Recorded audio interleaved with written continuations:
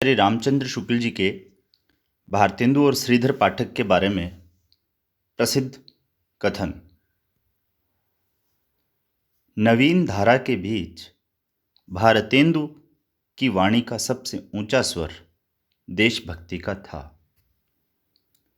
भारतेंदु जी ने हिंदी काव्य को केवल नए नए विषयों की ओर ही उन्मुख किया, उसके भीतर किसी नवीन विधान या प्रणाली का सूत्रपात नहीं किया।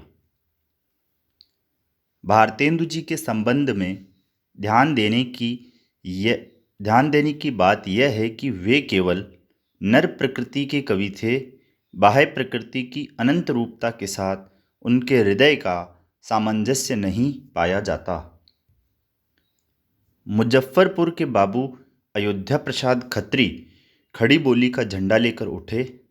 संवत 1945 में उन्होंने खड़ी बोली आंदोलन की पुस्तक छपाई, जिसमें उन्होंने बड़े जोर शोर से यह राय जाहिर की कि अब तक जो कविता हुई वह तो ब्रजभाषा की थी, हिंदी की नहीं।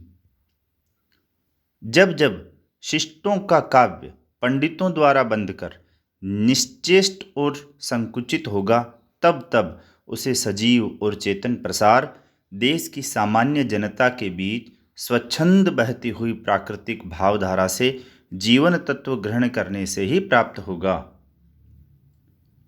पंडित श्रीधर पाठक ही सच्चे स्वच्छंदतावाद के प्रवर्तक ठहरते हैं।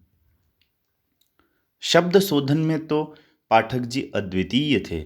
जैसी चलती और रसीली इनकी ब्रज भाषा होती थी, वैसा ही कोमल और मधुर संस्कृत पद विन्यास भी।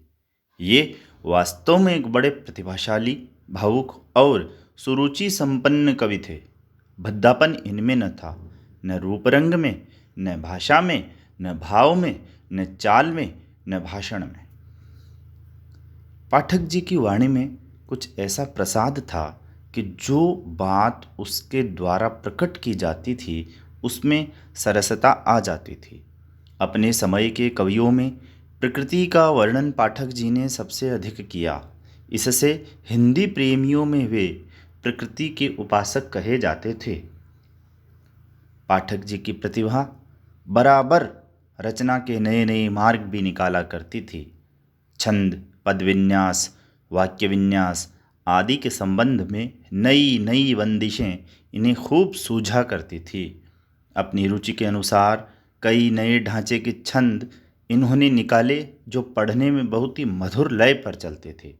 धन्यवाद।